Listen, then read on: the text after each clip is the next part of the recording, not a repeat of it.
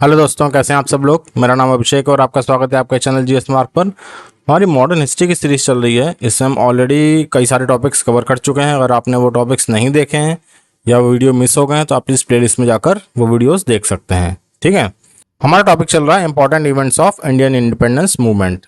इस सीरीज का हमारा ये 5th लेक्चर है। 4 लेक्चर इस टॉपिक के ऑलरेडी कवर हो चुके हैं। ठीक है, लास्ट लेक्चर में हम लोगों ने अगस्त प्रस्ताव तक देखा था कि अगस्त प्रस्ताव क्यों आया था। ओके, फिर कांग्रेस ने इसको क्यों रिजेक्ट किया। ठीक है, तो एक बार देख लेते हैं अगस्त प्रस्ताव फिर से। 1940 में वायसराय लॉर्ड लिनिसगो ने अगस्त प्रस्ताव रखा था। इसमें क्या कहा था कि सरकार में भारतीयों का प्रतिनिधित्व बढ़ाया जाएगा। ओके, ये भी अच्छी बात थी। और एक सलाहकार युद्ध परिषद बनाने का वादा किया गया था, ये भी अच्छी बात थी। लेकिन फिर कहा था कि और डोमिनियन स्टेट दिया जाएगा। ठीक है, ये अच्छी बात नहीं थी। क्यों? क्योंकि 1929 में लाहौर अधिवेशन में ऑलरेडी कांग्रेस ने पूर्ण स्वराज की मांग रख दी थी। ठीक है, और 26 जनवरी को स्वतंत्रता दिवस मनाने का ऐलान किया था। ठीक है, तो इसको कांग्रेस ने रिजेक्ट कर दिया जो अगस्त प्रस्ताव था। फिर इसके अगेंस्ट में 1940 में महात्मा गांधी ने क्या स्टार्ट किया? व्यक्तिगत सत्याग्रह। ओके, कब स्टार्ट किया? 1940 में। तो इसमें पहले सत्याग्रही कौन थे? आचार्य विनोबा भावे थे। दूसरे सत्याग्रही कौन थे? जवाहरलाल नेहरू थे। और तीसरे सत्याग्रही कौन थे? ब्रह्मदत्त थे। ठीक है, ये क्रम याद रखना है। विनोबा भावे, जवाहरलाल नेहरू और ब्रह्मदत्त। फिर 1941 में इसको वापस ले लिया गया। ठीक है, इस ज़्यादा सक्सेसफुल हुआ नहीं। 1941 में अल्टीमेटली इसको वापस ले लिया गया। ओके, थोड़ा हम लोग मुस्लिम लीग के बारे में देख लेते हैं कि आपको पता है कि 1906 में ढाका में अखिल भारतीय मुस्लिम लीग की स्थापना हुई। ओके, फिर एक थे चौधरी रहमत अली। उन्होंने 1933 में अपने एक पैम्फलेट में अलग मुस्लिम राज्य का विचार का प्रस्ताव देने का काम किया था। ठीक है, इनको पाकिस्तान का नाम गढ़ने का श्रेय मिलता है। ठीक है, एक थे मोहम्मद इकबाल। उन्होंने सबसे पहले पाकिस्तान शब्द का प्रयोग नहीं किया था, लेकिन 1930 में अखिल भारतीय मुस्लिम लीग को संबोधित करते हुए ब्रिटिश भारत में अलग मुस्लिम राज्य का विचार प्रस्तावित किया था। ठीक है, ओके। फिर 1940 में क्या हुआ? 1940 में ये पाकिस्तान के जो विचार था इसको गति मिली। जो लाहौर प्रस्ताव आया था, लाहौर प्रस्ताव क्या था? जो लाहौर में मुस्लिम लीग का अधिवेशन हुआ था, इसमें जिन्ना के नेतृत्व में एक प्रस्ताव पारित किया गया था। इसमें भारत के विभाजन के पक्ष में उन्होंने अपना रुख जो है कड़ा कर लिया था। इसको पाकिस्तान प्रस्ताव भी कहते हैं। ठीक है, इसमें क्या कहा गया था कि जो नॉर्थ वेस्ट प्रोविंस है, नॉर्थ वेस्ट प्रांत हैं और जो पूर्वी क्षेत्र हैं, जैसे जो आज का बांग्लादेश है, उसमें मुसलमानों के लिए स्वतंत्र राज्यों की वकालत की गई थी जहां वे बहुसंख्यक थे। ठीक है, जहां जहां उनकी संख्या अधिक थी मुसलमानों की, वहां उनके लिए स्वतंत्र राज्यों की वकालत की गई थी। ठीक है, फिर मार्च 1942 क्रिप्स मिशन आया था। बहुत इंपॉर्टेंट है। क्रिप्स मिशन कब आया? मार्च 1942 में। इसका काम क्या था कि जो सेकेंड वर्ल्ड वॉर थे उसमें भारतीयों का समर्थन हासिल करना था। ओके, उसने क्या कहा था कि युद्ध के बाद भारत को डोमिनियन स्टेट का दर्जा दे दिया जाएगा। अस्वीकार ऑब्वियसली था हर किसी को, तो कांग्रेस ने इसको भी रिजेक्ट कर दिया। इसमें एक इंपॉर्टेंट चीज थी कि भारत के लिए संविधान बनाने के लिए एक संविधान सभा का गठन करने का प्रस्ताव दिया था इसमें। ठीक है, तो ये सारी जो चीजें होनी थी ये सेकेंड वर्ल्ड वॉर के बाद होनी थी। कल जब वॉर खत्म हो जाएगा तो ये सब चीजें होगी। गांधी जी ने क्रिप्स मिशन को क्या कहा? पोस्ट डेटेड चेक कहा था। ठीक है, क्यों? क्योंकि ये बात का वादा था कि जब वर्ल्ड वॉर खत्म हो जाएगा तब ये सब काम होंगे। ठीक है, और उनका जो बैकग्राउंड था, जो अंग्रेजों की जो कमिटमेंट, इसको देखते हुए कहा कि ये वादा ऐसा था जो कभी पूरा हो ही नहीं सकता है, जो कभी कर ही नहीं सकता। ये केवल भारतीयों का समर्थन प्राप्त करने के लिए ये सब कही जा रही हैं बातें। ठीक है, तो इसको भी खारिज कर दिया गया। अब इसका अगेंस्ट में क्या हुआ? 8 अगस्त 1942 जो अखिल भारतीय कांग्रेस समिति थी, इसने क्या किया? ग्वालियर टैंक बॉम्बे में बैठक की। ध्यान देना है, याद रखना है। ग्वालियर टैंक बॉम्बे में बैठक की। कब की? 8 अगस्त 1942 को। और भारत छोड़ो प्रस्ताव पारित किया। ठीक है, गांधी जी ने उस दिन किस चीज का नारा दिया था? करो या मरो। ओके, तो इनके प्रमुख व्यक्तित्व कौन कौन थे?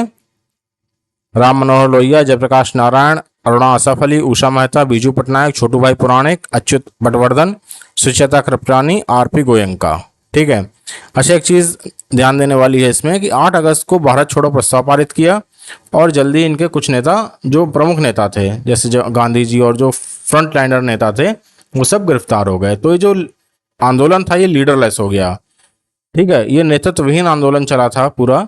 ठीक है। और जब वो गिरफ्तार हो गए तो सेकंड लाइनर जो नेता थे, ये सब राम मनोहर लोहिया, नारायण, जयप्रकाश नारायण, ठीक है, सुचेता कृपलानी, आरपी गोयनका, बीजू पटनायक, उषा मेहता, इन सब ने अपने अपने लेवल पर इसको चलाया था। ठीक है। कुछ ने अंडरग्राउंड होकर चलाया था। ठीक है। कुछ ने किसी जो जो भी जिसकी कैपेसिटी थी उस तरह से इसको आगे से लीड किया था। ठीक है। उषा मेहता का नाम बहुत इंपॉर्टेंट है। क्यों इंपॉर्टेंट है? क्योंकि उन्होंने बंबई में एक भूमिगत रेडियो स्टेशन की स्थापना की कांग्रेस के समर्थन में। ठीक है। अच्छा, एक और चीज इसमें इंपॉर्टेंट है, इस आंदोलन में गांधी जी ने हिंसा का विरोध नहीं किया था। ठीक है। समर्थन तो नहीं किया था, लेकिन विरोध भी नहीं किया था। अगर कहीं हिंसा होती इस आंदोलन में तो वो उस पर मौन धारण किए रहे थे, उन्होंने इसका विरोध नहीं किया था। ठीक है। जैसा असहयोग आंदोलन में आपको याद हो 1922 में चौरी चौरा कांड हुआ था और उसमें कुछ पुलिस वाले मारे गए थे, तो उन्होंने आंदोलन वापस ले लिया, जबकि वो आंदोलन चरम पर था और बहुत अच्छा टाइम था वो स्वतंत्रता लेने का। ठीक है।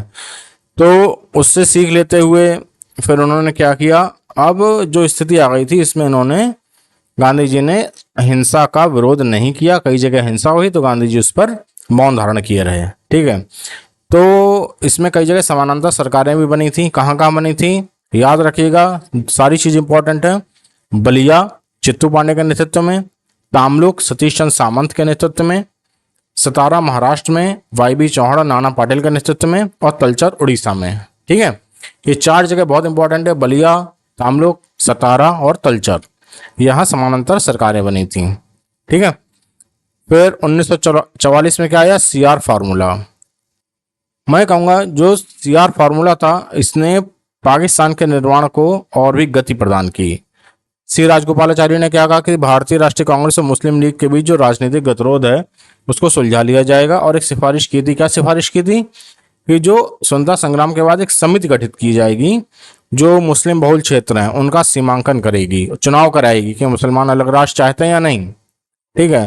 तो ऑब्वियसली वो तो चाहते ही थे, तो ये एक तरह से मुस्लिम लीग की जो विभाजन की मांग थी उसको मौन स्वीकृति थी। ठीक है। तो 1944 का सीआर फार्मूला याद रखना है, सी राजगोपालाचारी ने दिया था। ओके। फिर 1945 में क्या आई, वेबल योजना। वेबल योजना क्या थी कि वायसराय की कार्यकारी परिषद में वायसराय और जो सेनापति मतलब chief of the army staff को छोड़कर सभी भारतीय सदस्य होंगे। ठीक है। और क्या था, परिषद में हिंदुओं और मुसलमानों को समान प्रतिनिधित्व दिया जाएगा। ठीक है। और अल्पसंख्यकों को भी प्रतिनिधित्व दिया जाएगा। रक्षा को छोड़ के सभी विभाग भारतीय सदस्यों के नियंत्रण में होंगे। ठीक है।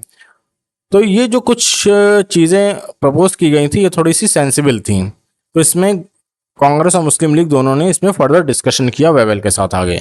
ओके। फिर कांग्रेस और मुस्लिम लीग के नेताओं सहित भारतीय राजनेताओं की एक बैठक बुलाई जाएगी जिसमें नई परिषद के सदस्यों को नामित किया जाएगा। फिर मुस्लिम लीग ने क्या मांग की कि परिषद में सभी मुस्लिम सदस्यों को नामित करने का अधिकार उसी का होना चाहिए, मतलब जितने मुस्लिम सदस्य हैं उन पे एक अधिकार मुस्लिम लीग का होगा और मुस्लिम लीग ही केवल मुस्लिम सदस्यों को नामित कर सकती है। कांग्रेस ने कहा कि वो अखिल भारतीय पार्टी है, उसमें सभी धर्म सभी संप्रदाय के लोग हैं, ऐसा नहीं कि जो मुसलमानों पे एकाधिकार मुस्लिम लीग का है, तो मुसलमानों को कांग्रेस भी नामित कर सकती है। इसमें आपस में जो था एक टसल हो गई, इस पे सहमति बन नहीं पाई और अल्टीमेटली जो वेबल योजना थी वो भी खारिज कर दी गई। ठीक है। इसके आगे हम लोग नेक्स्ट लेक्चर में कवर करेंगे। आई थिंक 1 या 2 लेक्चर में हमारा स्वतंत्रता आंदोलन पूरा कवर हो जाएगा, एक एक टॉपिक उसका कवर हो जाएगा। ठीक है। अगर आपको लेक्चर अच्छा लगा हो तो आप प्लीज़ इसे लाइक कर दीजिए, अपने दोस्तों को शेयर कर दीजिए और चैनल को सब्सक्राइब कर दीजिए, जिससे कि आपको नेक्स्ट लेक्चर के अपडेट मिलते रहें। Thank you.